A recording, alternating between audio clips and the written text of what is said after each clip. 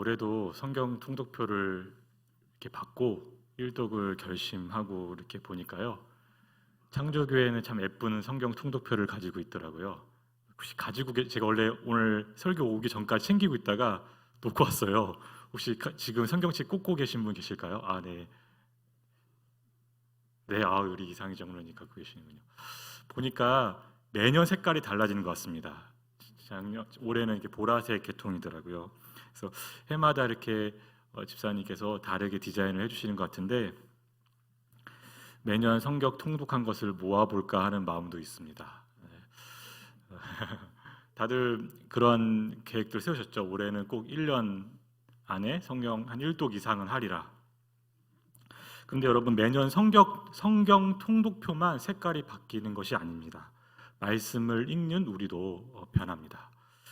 조금 더 정확히 표현하면 하나님의 말씀이, 정말 살아서 역사하시는 생명력 있는 하나님의 말씀이 우리가 성경을 읽을 때마다 우리를 변화시킵니다. 우리 성도는 이를 믿고 소망하는 사람이죠.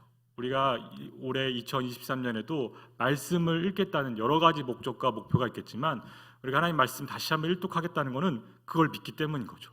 하나님의 말씀을 읽을 때 살아서 역사하시는 하나님의 말씀이, 십년과 골수를 찔러 쪼개기까지 하나님 말씀이 오늘 또 이 올해에도 나를 변화시킨다는 그 믿음과 소망으로 나아가는 사람들이 성도이기 때문입니다. 한 문헌학자가 이렇게 말하는 것이 굉장히 인상 깊었습니다. 미국 문헌학자 중에 한 사람인데요, 고전 서사시, 그러니까 고대 신화나 고전 서사시와 유명한 서사시와 성경의 이야기가 구별된 특징이 한 가지 있대요. 고전 서사시의 인물들과 달리 성경 속의 인물들은 이야기 끝에 이르면 어쨌든 간에 처음과 본질적으로 변화가 일어난답니다. 그러니까 고대 서사시에 있는 인물들은 전형적인 인물인 거죠. 경건한 사람은 경건한 대로, 또 나쁜 사람은 나쁜 대로 쫙 이어지는데, 성경에서는 그 처음에 등장했던 그 모습이, 그 이야기가 끝에 가면 본질적으로 다른 사람으로 변해져 있다는 점이 가장 큰 차이라는 것이, 그 이야기가 굉장히 인상 깊었습니다. 하나님을 향하는 회개와 순종을 통해 그 사람의 이야기, 그 인생의 이야기 자체가 처음과 끝에서의 모습이 달라지는 것이죠. 얼마 전에 저희 아버지가 백내장 수술하셨거든요.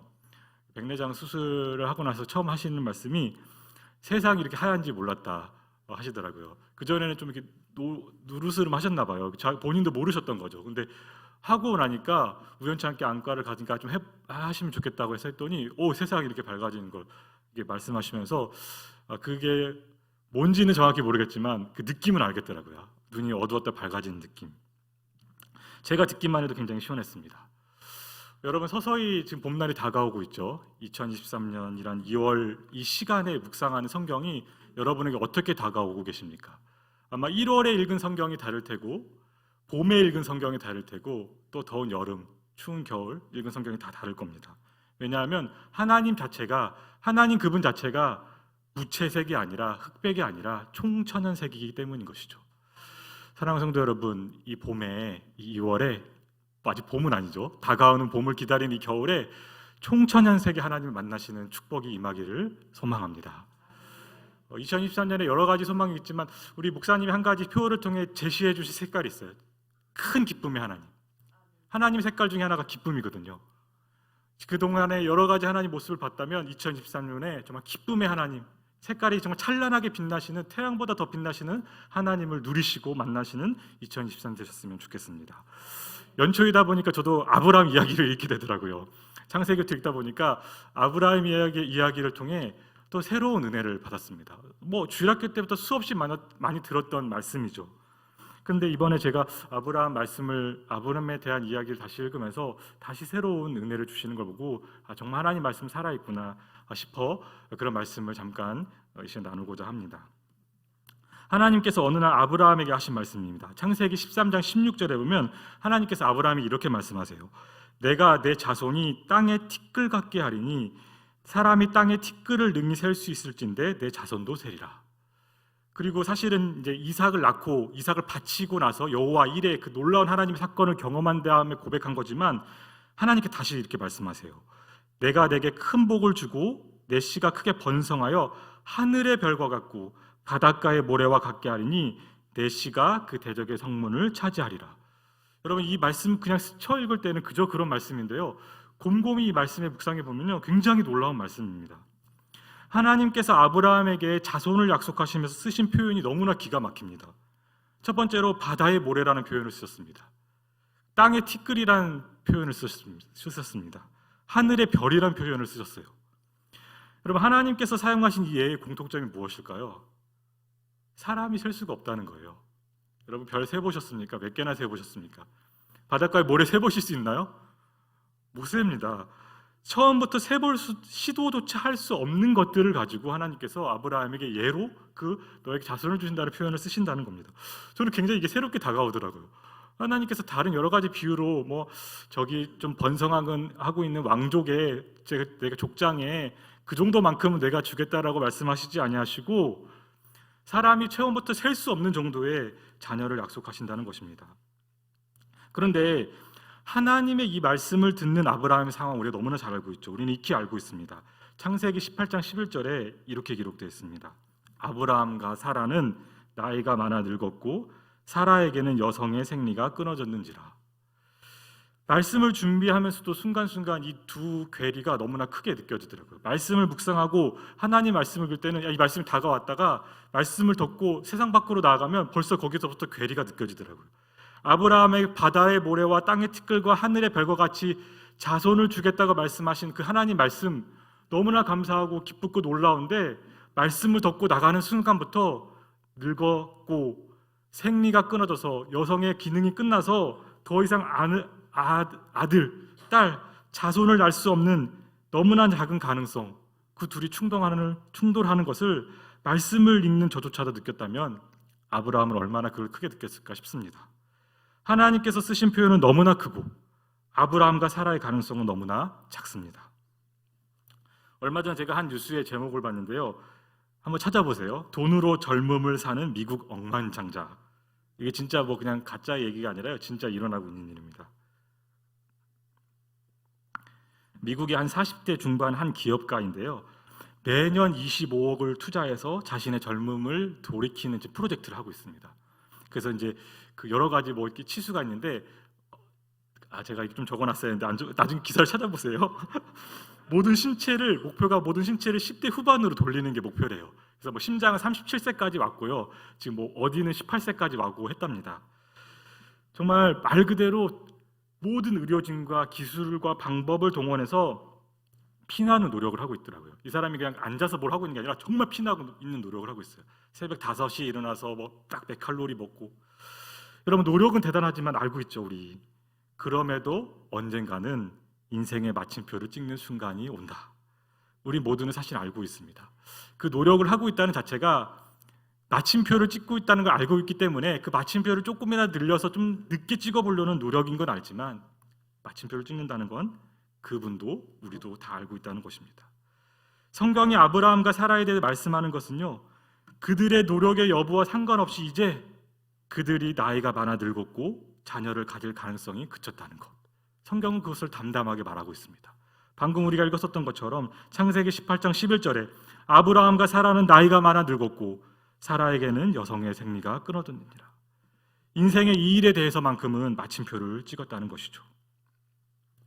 이렇게 아브라함의 이야기로부터 몇천 년이 흐른 로마서 오늘 본문에서 바울은 다음과 같이 말씀합니다. 우리 한번 로마서 본문 4장 18절 같이 한번 읽겠습니다. 아브라함이 바랄 수 없는 중에 바라고 믿었으니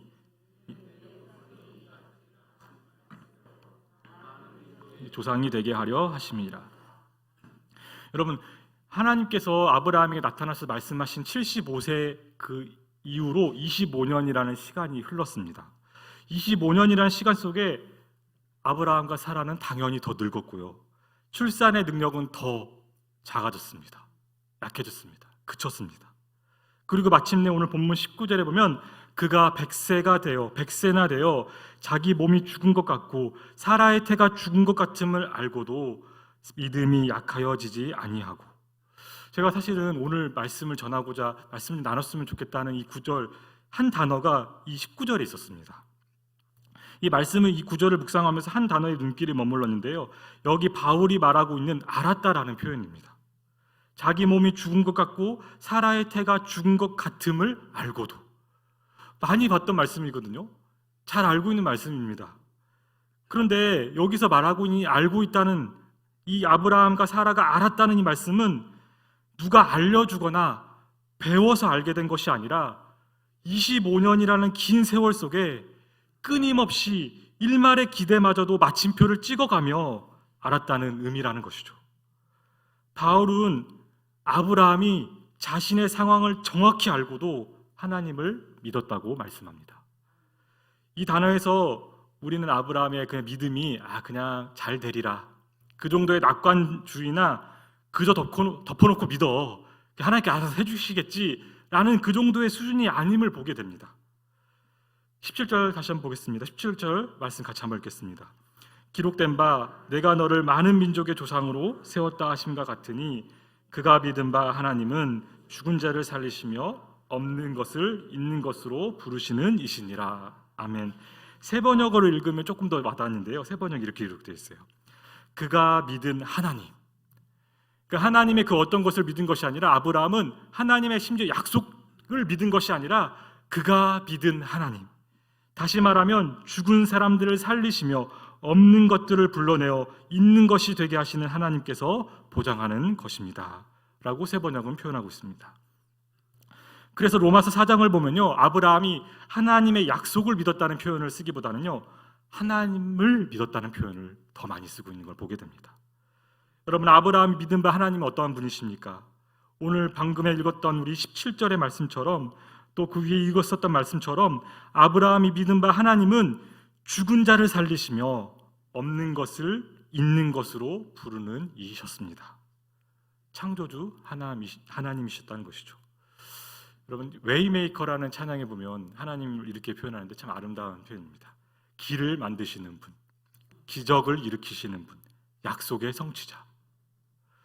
아브라함이 만난 하나님, 아브라함이 25년이란 그 기간 동안에 알게 되었던 하나님, 마침표를 찍고 만나게 된 하나님은 이러한 하나님이셨다는 것입니다. 히브리서 11장 11절에서 12절, 우리 히브리서 기자는 바울과 같이 같은 목소리를 내고 있습니다. 믿음으로 사라 자신도 나이가 많아 단산하였으나 잉태할 수 없는 힘을 얻었으니 이는 약속하신 이를 미쁘신 줄 알았습니다. 이러므로 죽은 자와 같은 한 사람으로 말미암아 하늘의 허다한 별과 또 해변의 무수한 모래와 같이 많은 후손이 생육하였느니라. 여러분, 창세기 아브라함 이야기로 다시 한번 돌아가 보겠습니다. 창세기로 돌아가 보겠습니다. 하나님께서 자녀를 약속하시는 장면에서 아브라함이 이런 모습이 있었어요. 창세기 17장 17절에서 18절, 하나님께서 너에게 자녀를 주겠다, 내가 너에게 자녀를 주겠다는 그 장면에서 아브라함의 모습입니다. 아브라함이 엎드려 웃으며 마음속으로 이르되 100세 된 사람이 어찌 자식을 낳을까? 사라는 90세니 어찌 출산하리요 하고, 아브라함이 이에 하나님께 아뢰되 이스마엘이나 하나님 앞에 살기를 원하나이다. 하나님 앞에 엎드려서 웃으면서, 모르겠어요, 뭐 미소인지 폭소인지는 모르겠지만 웃으면서 하나님께 이렇게 말을 했다는 것입니다. 사라도 그랬죠. 사라도 18장 12절 15절에 보면 하나님이 직접 나타나서 약속을 하셨는데 불구하고 그 모습을 보면서도 사라가 속으로 웃고 이르되 내가 노쇠하였고 내 주인도 늙었으니 내게 무슨 즐거움이 있으리요. 창세기 아브라함 이야기와 로마서의 말씀을 엮어가면서 이 구절에서 문득 드는 생각이, 저는 이 생각이었어요. 아브라함, 하나님, 아브라함 이렇게 서로 웃을 수 있는 관계구나. 여러분, 하나님 앞에서 웃을 수 있으세요? 만약에 누가 대표기도 하다가 아침에 이렇게 새벽에 웃었다고 생각하면 큰일 날걸요. 근데 놀랍지 않으세요? 하나님 앞에서 웃었단 말이에요. 하나님 진지한 얘기를 하시는데 이 관계를 보면서 마침내 25년 동안 이루어졌던 게 이거구나. 몇십 년을 함께 해로한 부부가 깊은 신뢰와 우정에 가까운 사랑처럼 하나님과 아브라함의 관계가 그런 믿음의 관계가 되었다는 것입니다. 여러분, 하나님께서요, 하나님과 대화하며 감히 웃었던 아브라함을 혼내시기보다는요, 25년 만에 마침내 아이를 주셨을 때 그 아이 이름이 이삭, 웃음이었습니다. 하나님 너무 재치있지 않으세요? 너무 놀랍지 않으세요? 하나님 25년 기억하셨다가, 물론 100세 가까이 돼서 있겠지만 아브라함 웃을 때마다 기억하셨다가 마침내 25년 때 주셨던 아이의 이름을 이삭이라고 하라. 아브라함이 지은 이름이 아니에요. 하나님께서 이삭이라 지으라 말씀하셨습니다. 아브라함은 이렇게 25년이라는 시간 속에 자신의 인생 가운데 하나씩 마침표가 찍혔음을 알았지만 하나님께서 그 마침표 뒤를 이어가셨습니다. 우리는 이 사실을 오늘 본문 20절에서 확인할 수가 있습니다. 우리 20절 같이 한번 읽겠습니다. 믿음이 없어 하나님의 약속을 의심하지 않고 믿음으로 견고하여져서 하나님께 영광을 돌리며. 믿음으로 견고하여져서라는 단어를 제가 찾아보니까요, 신약에 7번 나오더라고요. 근데 7번보다 너무너무 은혜로운 말씀이에요. 제가 다 말씀드리지 않겠지만 너무 잘 아시는 말씀, 빌사일삼. 내게 능력 주시는 자 안에서 내가 모든 것을 할 수 있느니라. 능력 주신다. 그래서 이 단어를, 똑같은 단어를 쓴 걸 보게 됩니다. 하나님께서 부어주시는 힘을 표현할 때 쓰는 단어가 이 단어인 것입니다. 여러분, 그렇다면 아브라함의 믿음은 어떤 믿음입니까? 아브라함이 스스로 낸 믿음이 아니라요, 하나님께서 부어주신 믿음이라는 것입니다. 하나님께서 아브라함 믿음을 견고케 하셨습니다. 이렇게 하나님께서는 아브라함과 아름다운 믿음의 하모니를 이루셨습니다. 바울은 자신을 포함한 우리 모두를 하나님께서 마침표를 쉼표로 바꾸어 가듯이 계속 이야기를 이어가셔서 우리를 믿음의 후손으로 삼아간다는 이야기를 오늘 본문 로마서에서 하고 있는 것입니다. 한번 우리 16절 같이 한번 읽겠습니다. 그러므로 상속자가 되는 그것이 은혜에 속하기 위하여 믿음으로 되나니 이는 그 약속을 그 모든 후손에게 굳게 하려 하심이라. 율법에 속한 자에게뿐만 아니라 아브라함의 믿음에 속한 자에게도 그러하니 아브라함은 우리 모든 사람의 조상이라. 아멘. 성도 여러분, 오늘 본문을 정리하면서, 오늘 말씀을 정리하면서 두 가지 말씀드리고자 합니다. 첫 번째, 우리가 어떤 존재를 명확히 봤으면 좋겠습니다. 첫 번째, 우리는요, 사람은 마침표를 찍어가는 존재라는 것입니다. 우리 건강에도 마침표를 찍고요, 관계에도 마침표를 찍고요, 언젠가 우리는 이제 마침내 마침표를 찍고 하나님 앞에 서게 될 것입니다. 그런데 하나님이 어떠한 분이신지를 보길 원합니다. 하나님께서는요, 마침표도 찍으시지만 마침표를 쉼표로 바꾸실 수도 있고, 물음표로 바꾸실 수도 있고, 느낌표로 찍으실 수도 있고, 우리 서로를 따옴표로 찍어 엮어가실 수도 있는 분이시라는 것입니다. 하나님께서 아브라함의 믿음을 견고케 하셔서 늙어 더 이상 출산할 수 없음의 마침표를 찍었음을 알고도 하나님을 믿게 하셨던 것처럼, 하나님을 바라보게 하셨던 것처럼, 사랑하는 성도 여러분, 여러분의 믿음, 우리의 믿음을 하나님께서 견고해 해주시기를 간절히 소망합니다. 여러분, 이 2월 중순 다가오는 봄, 아직 추운 겨울에 하나님께 무엇을 구하시겠습니까? 하나님께 이런 믿음 구하셨으면 좋겠습니다. 내가 어떠한 존재인지를 알게 되는 것을 구했으면 좋겠습니다. 그리고 하나님이 어떠한 분이신지를 보게 되셨으면 좋겠습니다. 우리 삶 가운데 지금까지 수많은 실패가 있었고, 수많은 좌절이 있었고, 안 되는 마침표를 많이 찍었지만 하나님은 마침표도 쉼표로, 마침표도 느낌표로, 물음표로, 따옴표로 엮어가실 수 있는 분. 그러한 아직 추위가 않는 2월이지만 우리의 이야기를 하나님께서 그분의 이야기로 이어가시는 이러한 계절이 되기를 소망합니다. 우리 모두 하나님을 믿는 그러한 아브라함 믿음의 조상을 둔 그러한 성도 되기를 소망합니다. 이 시간 함께 기도하겠습니다. 하나님, 오늘 말씀을 통해 우리가 잘 아는 말씀, 아브라함의 이야기, 다시 한번 그 말씀 앞에 무릎 꿇습니다. 하나님, 아브라함이 25년이라는 시간 동안에 그 인생 가운데 수많은 마침표를 찍었고, 자기가 안 된다는 것, 할 수 없다는 것, 끝났다는 것을 알았지만 그때마다 하나님께서 아브라함의 믿음을 견고케 하셔서 하나님만이 하실 수 있는 방법으로, 하나님만이 이루실 수 있는 방법으로 마침표를 쉼표로, 마침표를 느낌표로 바꿔가시는 하나님을 찬양하며 이 말씀 앞에 다시 한번 섭니다. 하나님, 오늘 이 수요 기도에도 우리가 여러 가지 모습으로 나왔습니다. 여러 가지 마음으로 나왔습니다. 그러나 이 밤에 주님 앞에 아브라함의 믿음을 주시길 간절히 구합니다.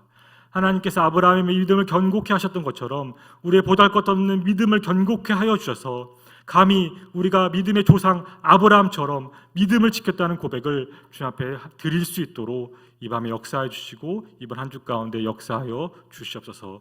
우리 삶의 모든 막혀진 것들 가운데, 우리 막혀진 모든 것들 가운데 창조의 하나님께서 역사하여 주심을 말미암아 우리의 이야기가 아닌 하나님의 이야기로 엮어지는 우리의 남은 인생이 되게 하여 주시고 우리의 신앙생활이 되게 하여 주시옵소서.